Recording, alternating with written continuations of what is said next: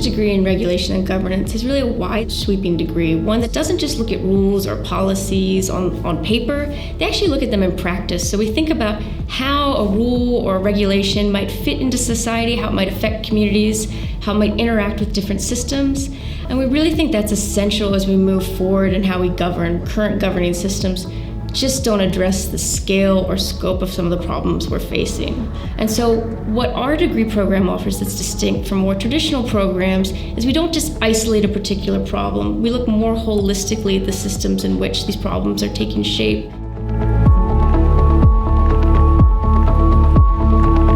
The Masters of Regulation and Governance equips students and their organisations to deal with environments that are characterised by complexity, transformative technologies and catastrophic risk. And in the current global environment, it's hard to think of a more important set of topics or skills. I teach the foundational course Regulation and Governance. This course covers contemporary theories of regulation and governance and applies them to Australia, to the Asia Pacific and the world. But I think one of the really nice things about this course is students are able to engage with contemporary policy making examples and then develop their own policy briefs in areas that are of interest to their professional domain. The Masters program is really designed for people who want to have a much deeper exposure to the very specialised fields that are now emerging. The intersection between technology and regulation, Indigenous governance and what that means for Australia, geoeconomics and what that means for regulation in Asia and the Pacific.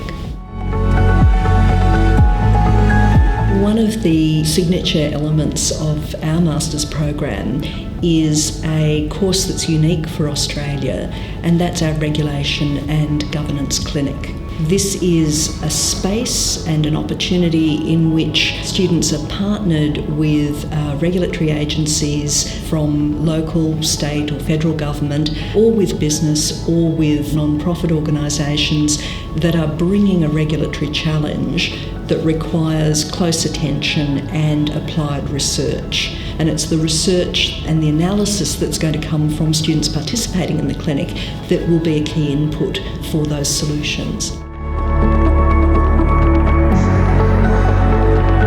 What's great about the Master of Regulation and Governance is that it covers a wide suite of options in terms of career choices. Graduates from this program could go on to work for government organisations, private sector organisations that are seeking to apply regulatory solutions to some of the most pressing problems facing the globe. So, for example, they might go on to work for DFAT and help Australia deal with a range of humanitarian crises facing the globe. They might go on to work for a civil society organisation or an environmental organisation that is seeking to mobilise action on climate change. There's a whole host of potential career pathways this degree equips you for. In addition to the master's degree of regulation and governance, we also offer a more specialized targeted degree. It's our graduate certificate of regulation and governance, and that is a shorter pathway that's really customised for people who are already working as regulators and who need a deeper understanding of the concepts that are going to inform better professional practice. The world is experiencing unprecedented challenges. The disruption of emerging technologies, the catastrophic risk from global climate change. Right now, there's no better time to be studying how theories of regulation and governance can be used to understand these problems, but more importantly, to respond to them.